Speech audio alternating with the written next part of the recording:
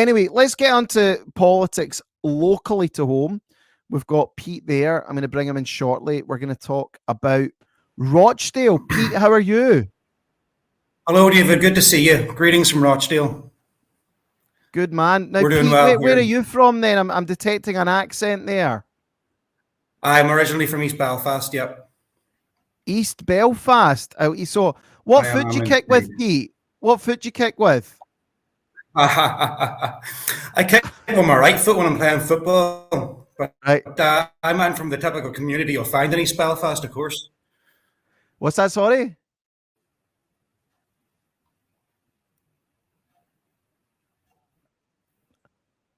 I said I'm from the typical community you'll find in East Belfast, of course. Right, okay. So that's quite interesting. You know, Can you hear me all right, David? Yeah, there was just a wee bit of a lag there. So what age are you, Pete?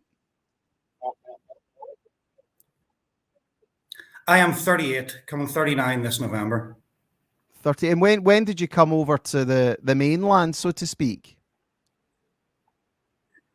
So I've had quite an interesting political trajectory over the last sort of 20 years or so, but I spent 3 years here at university in Newcastle, and then after that I was 10 years in China studying and working.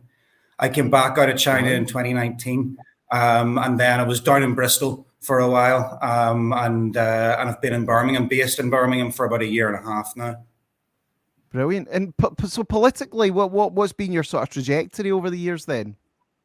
Well, that's another interesting one as well. You go back to when I was in my teens, 16, 17, and I was no stranger to the far right. That was back in the days when the BNP had a division in Ulster. I'm not sure whether that's still the case anymore, but I did have a dalliance there. But honestly, it was going to university and then going off to China, where I had the opportunity to meet different people from what I met back at home. The opportunity to read widely and omnivorously. I read people like Marx, I read people like William Morris as well. And that gave me a grounding really in a sort of common sense socialism that I have now. And it was really based on that took me into the Workers' Party in the end. Because the accusation you'll get, Pete, is that the Workers' Party are just a far right, left wing party. What do people say about that? Because you've got knuckle draggers like me giving George their support and stuff like that. Well, I think it's quite interesting. It highly amuses me and many of the rest of us in the Workers' Party that no one quite knows what to make of us, and that means we have quite interesting bedfellows at sometimes, and it also means we've made an awful lot of justifiable enemies on the left as well. Well, we're happy with that. We're quite happy. Yeah, with no, that. it is interesting, and like I said this on I did a no to NATO with George Galloway, and I said to him, George, you know, when I was growing up, I hated you. You know, I honestly did. I hated George Galloway. I remember vividly the going to school, and it was the 1987 election, and it was George Galloway versus Roy Jenkins in Hill Head, and back in the day, people used to put posters in their window. Remember, like people, and every house would have a poster up. We're trying to do a bit of that in Rochdale now as well. Yep. Well, it's good to hear, because politics used to be something that felt like I'm not a fan of politics now. We'll maybe get into that, but there was a real feel about it that it mattered. And I mean, there was election every 4 or 5 years. Now there's an election every blooming 5 minutes. I mean, not so bad now there isn't a European election, but well, let's get on to maybe more local stuff. I like to talk about big stuff. Rochdale.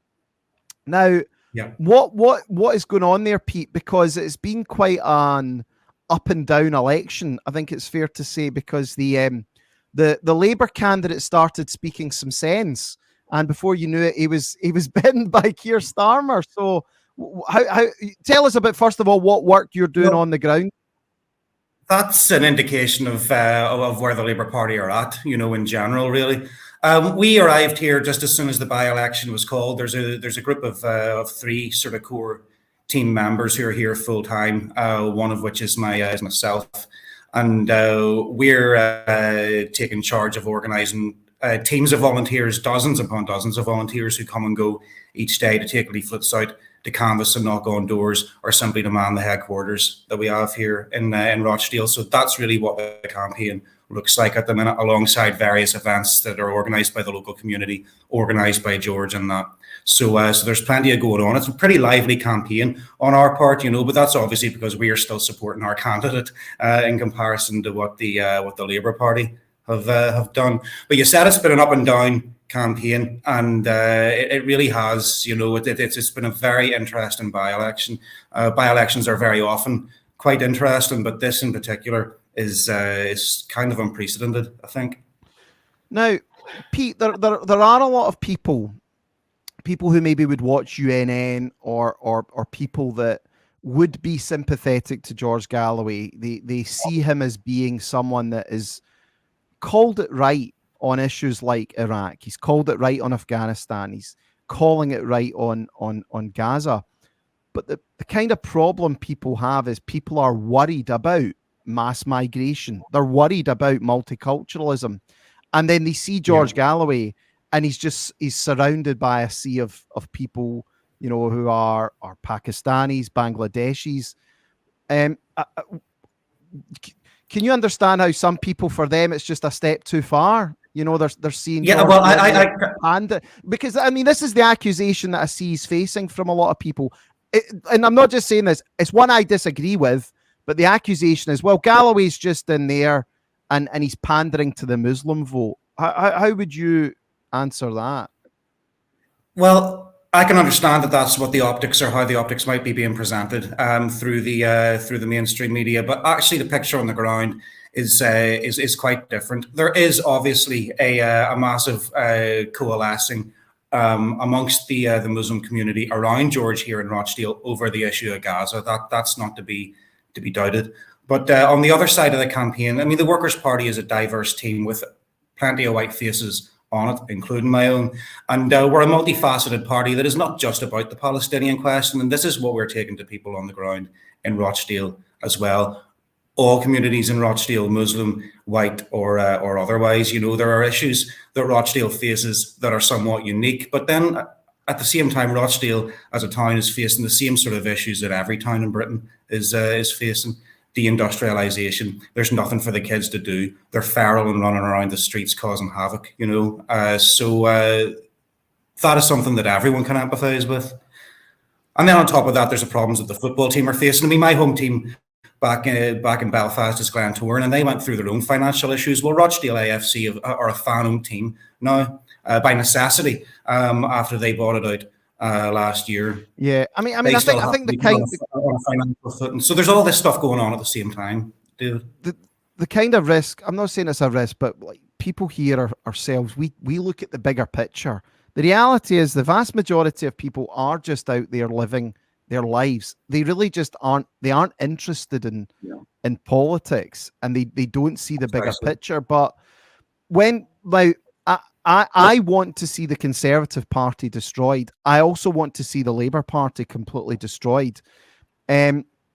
What are, say, the Muslims on the ground? What are many of them still going to vote Labour? Or are they going to switch to George or someone else? Because, well, again, within these communities, they do take a lot of emphasis on what they are told by community leaders. Yeah. Well, there's a couple of things there. You touched to begin with there on people's sort of disillusionment with politics in general, and people call this voter apathy, but it's not really apathy. In times of drought, people don't do rain dances anymore. That doesn't mean they're apathetic rain dancers. It just means they know that rain dancing doesn't bloody work. So voter apathy is a misnomer when people call it that. In terms of whether Labour will still get a healthy vote, there will be a lot of inertia. We're not doubting that, and we by no means believe that this is in the bag for us. The chaos in the Labour camp doesn't necessarily translate into an automatic or immediate win for us whatsoever. There will be an inertia Labour vote. People will go to the ballot paper. Azhar Ali will still have a rose next to his name. So people will just see that. They may not know the political comings and goings of what's gone on over the last week or so. So they'll see the rose next to his name and they'll put an X next to that, you know. So it's up to us in the next couple of weeks to try and break that as effectively as possible. I suppose it's quite funny because most of the stuff George will face is, well, you're an anti-Semite, you're etc. Whereas, you know, on here people are like, oh, that communist Galloway, are we supposed to vote for him now? So I'm not saying we're far to the right here. I'm just saying it is quite interesting because, again, this is what really pisses me off, is the way the mainstream media behave. Like I know George Galloway's politics. George is an anti-Zionist. You know, that's fundamentally what he is. There has been a conflation between Zionism and you know, he isn't what they're saying he's to be. The media are certain. Why do you think the media are going after him so hard? I mean, the Sky News stuff this morning is, you know, they're putting a target on his back here. There has been a basically sort of blanket agreement throughout the mainstream media that they would be supporting Israel in this war on Gaza. But as that war has progressed, and as we have all seen the astonishing scenes of suffering that have come out of Gaza and the genocide that has taken place there, people have started to take a step back and to think twice about that. You know, even the US themselves taking a step back and questioning how Israel is pursuing their war there. George has got that target on his back because he's had that voice for Palestine that is anti-Zionist, not anti-Semitic, for decades now. You know, but the water's been muddied very recently by the widespread adoption of the IHRA definition of anti-Semitism, which itself conflates anti-Zionism with anti-Semitism. I mean, seeks to persecute those who are critics of Israel. Basically, I mean, everything is anti-Semitic now, and it is a card that has been played extensively, and people. I mean, look, we do perhaps get into what could be termed the slightly more tasty side of things, but the vast majority of people out there, they look at what Israel's doing, they don't like it. And I personally find it disgusting. Like, people have been named and shamed. The way they've singled out people at these marches and like find out their names, let's ruin their life, let's ruin their job. Yeah. It's just the viciousness with which the pro-Zionist side has gone after people. Now, it's disgusting. It was they've in my opinion, they've really lost all goodwill that they once had amongst a lot of people, and it does strike you slightly that they're panicking, and the way in which they're going at, like, do you think that when you're talking to people out there, when the media attacks George, does it benefit them, or is it against them? How do you perceive it? I don't really know so much about that on the ground. What we've seen basically is that there is a Muslim community here that is divided two ways between George and Labour, and obviously the shambles in the Labour camp has pulled that needle potentially slightly more towards us. The non-Muslim vote in Rochdale, let's say the white vote, could be split any number of 5 ways. And there's a segment there who are naturally very well disposed to George, who watch him on his talk show, who have the same sort of criticisms of the mainstream media as yourself and UNN do. So they would be more well disposed towards George. You then have a Labour section amongst the white community who they would be probably the most vociferous and bitter towards George. That's understandable. They're not our target market anymore, you know. So yeah, there is that aspect of it where media representations of George, the media target on George, has kept a hold on a number of people, you know. But like I said, they're not our target market. Do you think you're going to win? I'm probably the wrong person to ask that because I don't engage in speculation, and I'm not a betting man. My job is to make sure that our group, our team, work collectively to the best extent that we possibly can, and we punch as hard as we can. If we do that, then I can sleep happy. I think generally speaking, the feeling in the camp is quietly, cautiously hopeful, but we by no means think that we've got this in the bag. Actually, there's still an awful lot of work to do.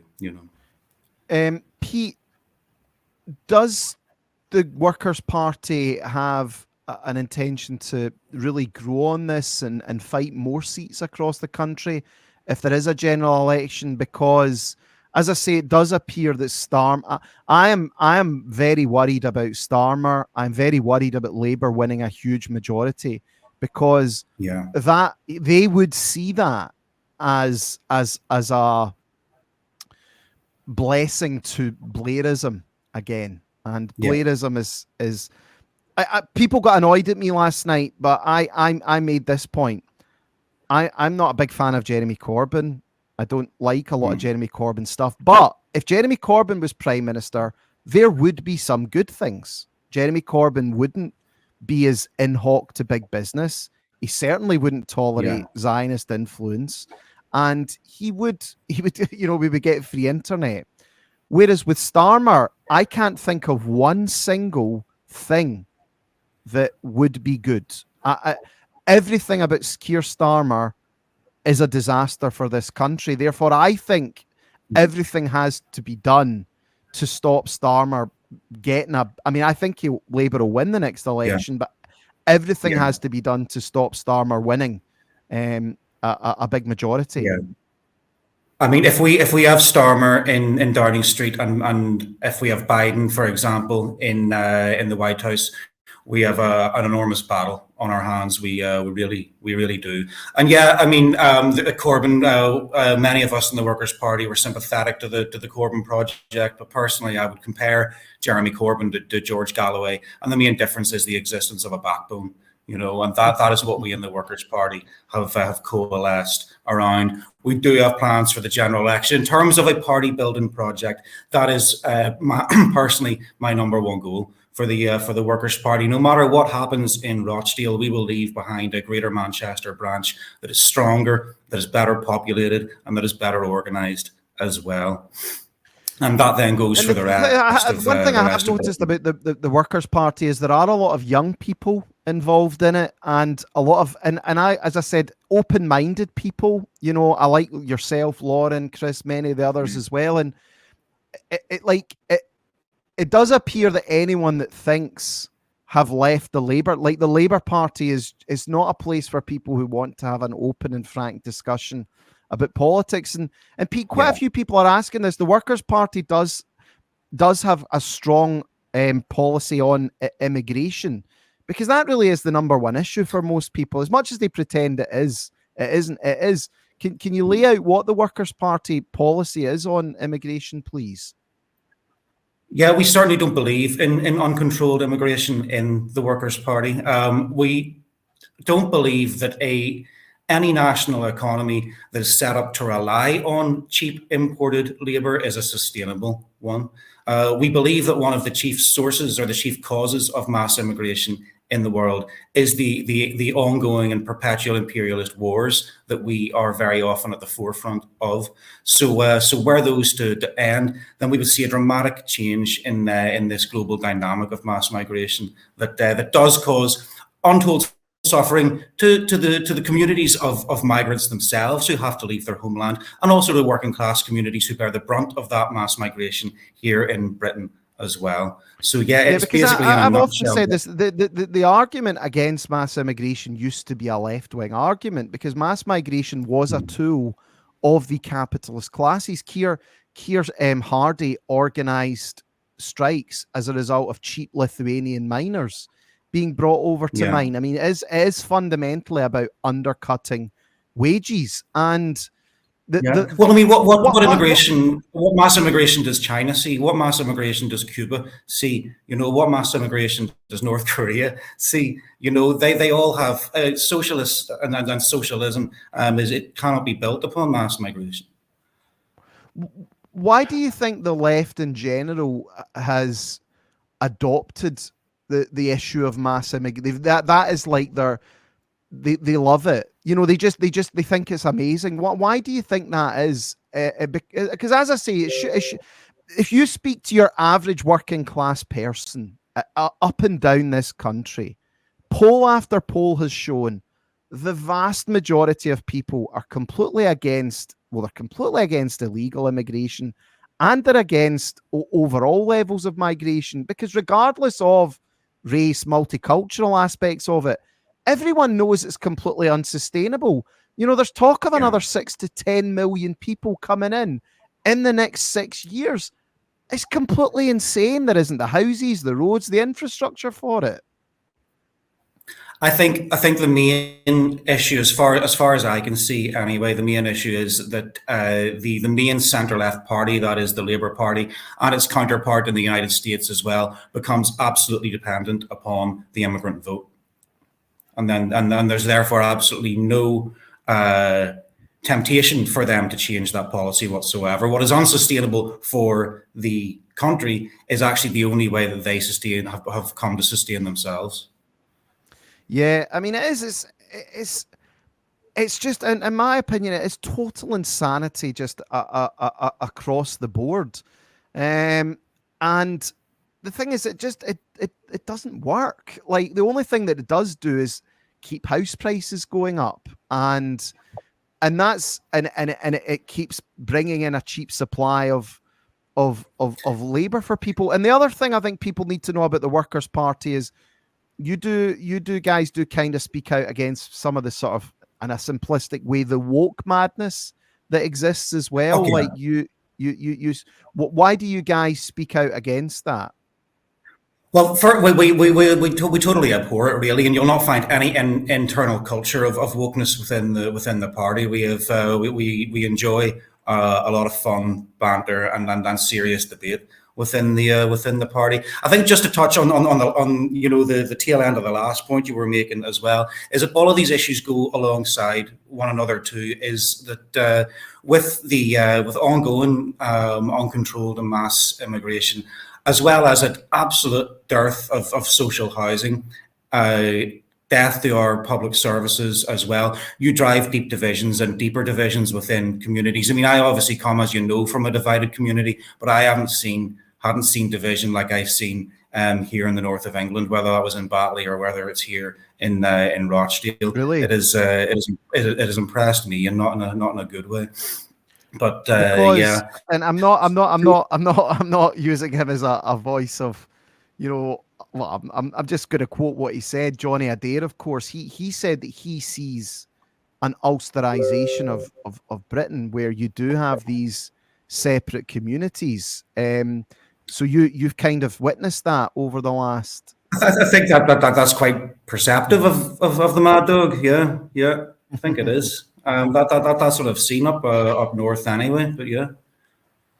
Now, how I mean, again, we could go deep into it. Like, it's like people say, well, look at the Brits when they go abroad, they all stick together. Well, yeah, that's what people tend to do when they go to different countries. Like, multiculturalism itself is in many ways a fallacy, because people will compete for resources, especially if they're small, and will work amongst people that they get on with. But another thing, Pete, well, that George will get an attack from the likes of Paul Golding, Tommy Robinson. They'll mention the grooming gangs, you know, which were predominantly Pakistani and Bangladeshi, and then they'll mention the teacher in Batley who has had to basically disappear because of the Muhammad cartoon.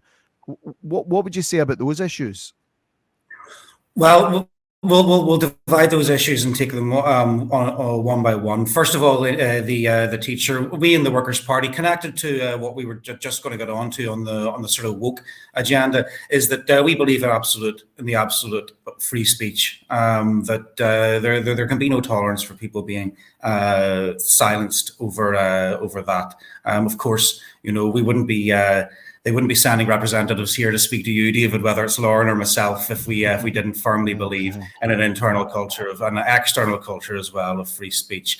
In terms of the grooming gangs, our position is very simple and clear: is that a nonce is a nonce, whether that nonce is from the Asian community or whether they are Cyril Smith, and they should all be treated according to their crimes. This is also connected in tangentially to the woke agenda, because the extra crimes added on top of that were taking place with the Labour councillors inside the police who didn't want to take the matter on because they were scared of how it would appear, and that is an issue that needs to be tackled. Heads haven't rolled that do need to roll in response to that, as a consequence of that. And I think that is the key element of these rape gangs, was that they were ignored deliberately because people were terrified of being called a racist. And exactly, it's that liberal softness, it's that liberal fragility that really facilitated that and allowed them to operate in plain sight.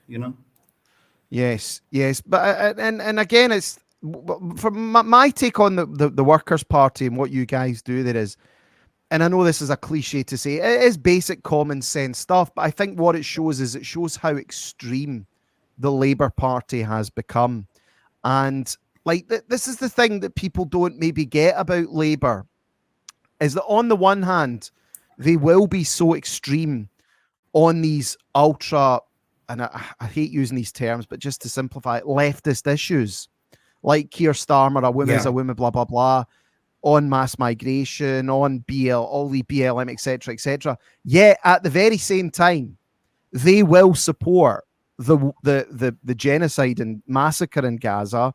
They will support the war in Ukraine. They will support war with. I mean, they are off the charts in terms of their war pigness, so to speak. Yeah. Oh, absolutely, and it is so interesting and strange in a good way that it is actually been conservative commentators and conservative citizens, when we're talking to them out and about, who have been much more critical of the special military operation in Ukraine and what's going on in Gaza, whereas we don't really hear word one from the Labour Party and its commentators in the Guardian and its members and voters on the street. It's actually quite, for a party that can appear so mundane and so bland in its policy, sometimes it is actually quite a terrifying party, the Labour Party. Are most people are they saying that they're disgusted with the scenes that they're seeing from Gaza? Yeah. I think what there's there's no doubt that there's an awfully widespread disgust at the scenes from Gaza. That doesn't necessarily go along with a great deal of political consciousness about what's going on in Gaza, about even when it comes down to who's doing what to whom. So people are seeing things for sure, and they are disgusted at what they're seeing. And to the extent that they know about it, then they know who to be disgusted at. But that awareness doesn't always exist, No, as you say, it's how do you put two and two together? And it is the fundamental realization that with both parties, they form a ruling regime, and that ruling regime is ultra-Zionist. It is unequivocal support for Israel, and likewise, it is unequivocal in its support for the NATO warmongering in Ukraine, which it just keeps going on and on and on, and they want a war as well. It's just it's and you almost have to be impressed. You almost have to be impressed at how well it's all set up for power to be transferred from one party to another, for a new leader, Starmer in this case, to use a term, groomed for power, and for the entire media then to enable and to catalyze this narrative. It is quite impressive. Yeah, I mean, as I said, my take on it is that the powers that be seem to want a global war. I don't know whether they're just saber rattling or not. I think there might be an element of it, but when you've got the likes of Tobias Elwood pushing the way he is, even David Lammy was all talking tough today. For me, I just think the biggest issue is stopping these wars and stopping the Western enslavement to Zionism. Now, I understand that there is a lot of animosity amongst people. There is a lot of anger, but if we don't stop these things, nothing will ever change. And that is one thing George does, and a lot of the people that George associates with, people like Loki does excellent work, and many others. They expose this, and everybody should be concerned at the influence of a foreign country on here. Like the accusations they make about George, and they've always done, they are blatantly true for so many other parties, especially in relation to Israel. And I would just like to see us, like, you can have good relations with other countries, but when you are bought and paid for by other countries, and you are in this country acting on behalf of other countries, whether it's Saudi Arabia, China, even Russia, or what's the word, especially Israel, it's very unhealthy. You know, we should have good relations with other countries, but we have subversives here really, really pushing an agenda. And my opinion is, unless we expose that and purge it from British politics, absolutely nothing will ever change. We will, as you quite rightly point out, no one is really that worried about Starmer taking over as Prime Minister. As much as they might pretend, a lot of them will just be, oh, well, it's just, it's business as usual. Yeah. This is not by no means an existential threat to the system. And as soon as the system perceives that there is an existential threat against it, whether that comes from the ongoing success of the Workers' Party, God willing, or from another source, then we will see the concerted and concentrated force of those financial interests representing our own ruling class and the ruling classes of other friendly nations to us. We'll find their attention directed on us, very seriously. Yep. And if you look at what were the big threats over the last few years, you had Brexit, which was the first shot across the bows. You had the election of Trump in 2016. Both of them kind of turned out to be a disaster. You had Corbyn, and you saw the way they went after Corbyn. And now you've got this Rochdale situation as well. And as I say, I personally, I would like to see George win this. I think it would be a good shot across the bows of the establishment. And as you say, in my opinion, anything that terrorizes them or shakes them, for me, whether it's on the left or either the right, I'm happy to see it. Pete, we have to be the moles that they keep whacking, We have to be the moles that they keep whacking. Yes. Pete, and the thing is as well, like, everyone is now, and I'm noticing this with the chat. I'm not criticizing people. It's perfectly fair, but everyone, there's a lot of issues right now. People are like, one of the things George was poor on was COVID. He was really poor on COVID. He didn't get it. Whereas, I'm not saying this being big-headed.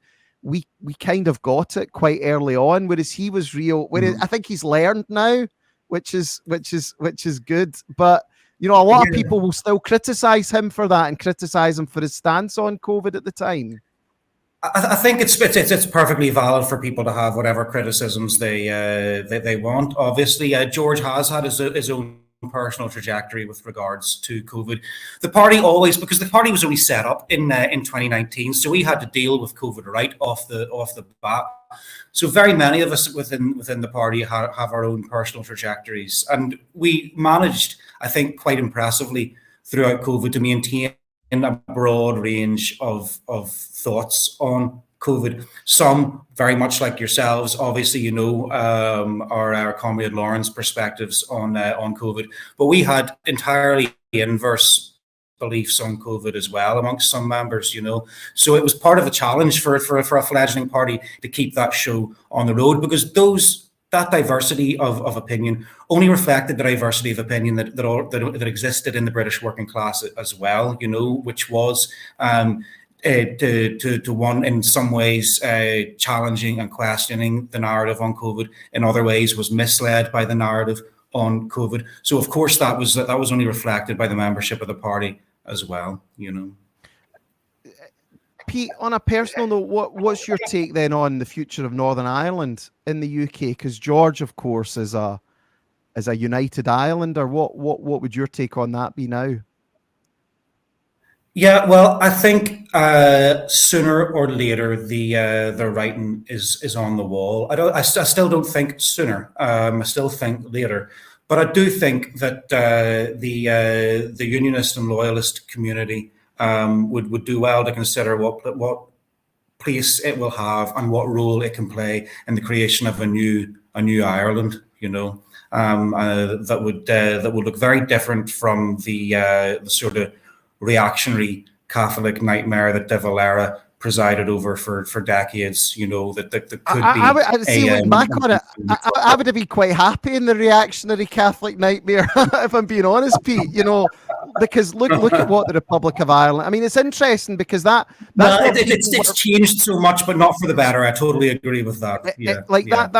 I remember that big argument in the 90s was, well, look at how backward they are down there, and blah blah blah. Whereas now, the Republic of Ireland is ultra woke, ultra globalist. I mean, I know they're speaking out against Palestine, but they've got, I mean, the open borders down there what is going on down there is completely insane.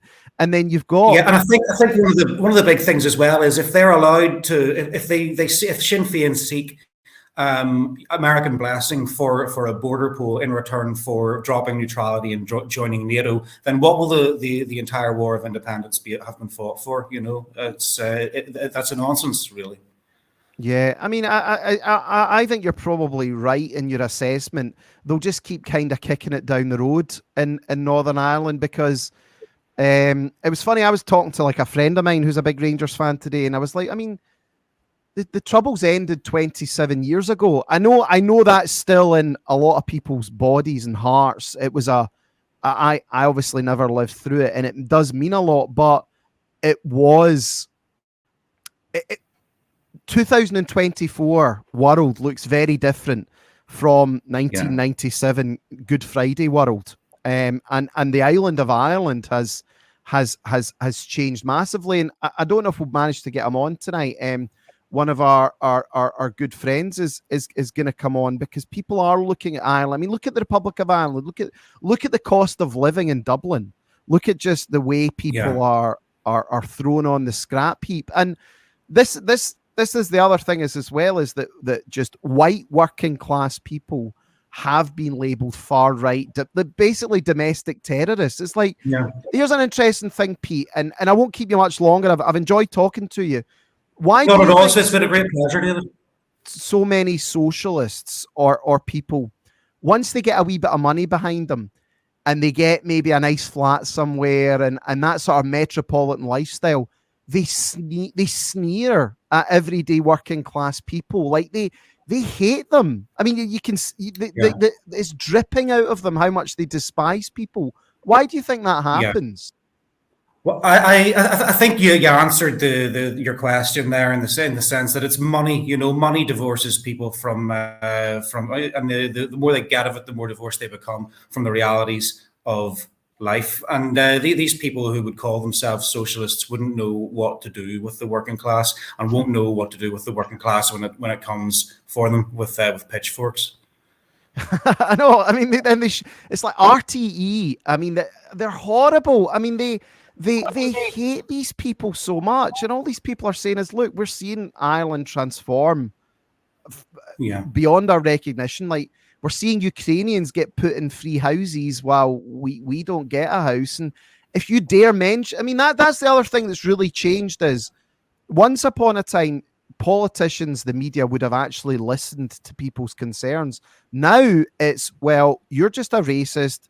You should shut up and we're going to silence you. And actually, do you know what we're going to do? We're going to ruin your life. Yeah. Yeah, I mean, they believe they have carte blanche not to respond to the needs or the desires of their electorate, but carte blanche to tell that electorate what they need from it and what they expect from it. You know, that's a form of authoritarianism, really. You know, but Yeah, Sinn Féin are up against it in the south because a lot of their voters will be saying they are. exactly the same things as What? yourself. You know. They voted, was it the Maastricht Treaty they voted no to, and the Lisbon Treaty? They had referendums in the Republic of Ireland. And was it Sinn Yeah. Féin opposed both Maastricht and Lisbon, didn't they? Yeah. Yeah. Yeah.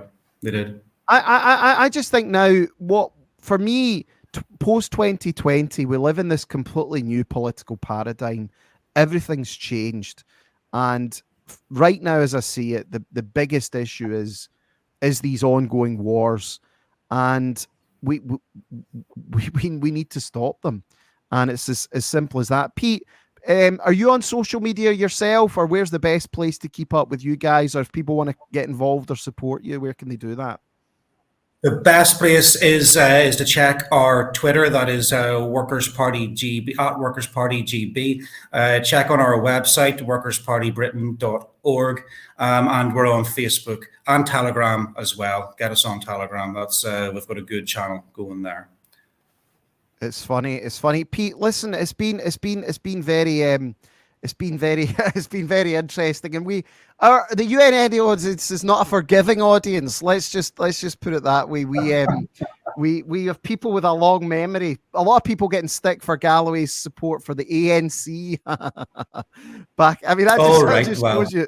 We would have to agree to disagree on that one, I think. I know, but you know, it's people remember these things. I mean, we talk about this a lot. You know, I wasn't in favor of apartheid. I don't think apartheid was a good system.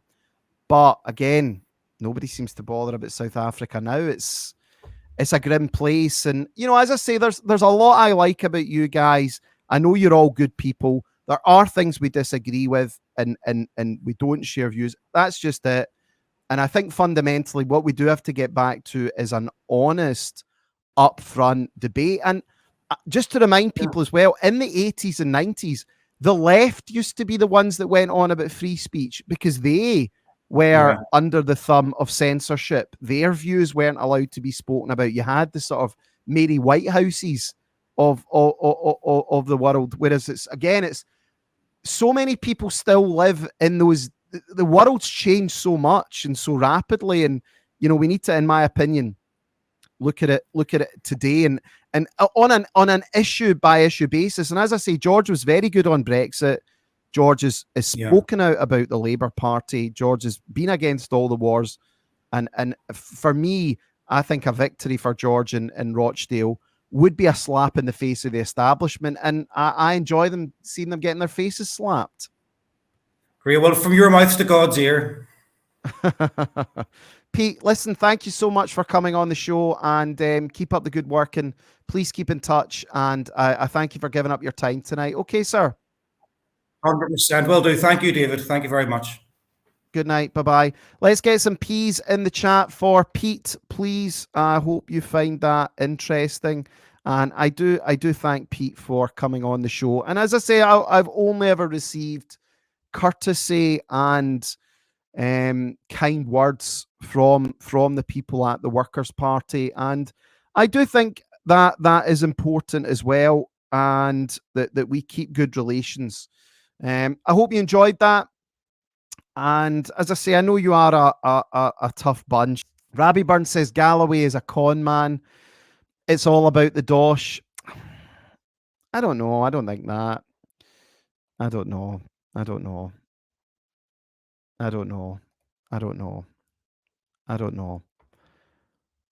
I might be a con man. Like that. That's like this is it, right? This is it. Again, this is the problem. Every other show, like the Workers' Party would go on, Mr. Galloway, you are a anti-Semitic racist. Come on, UNN. Why is George such a Zio cuck?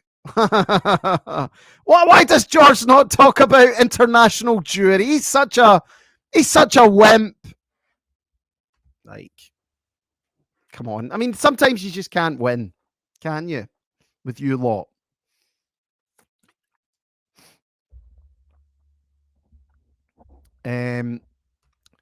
Sometimes you just can't win. Yeah, the cat thing was a bit weird. I think we can all agree on that. The cat thing was weird.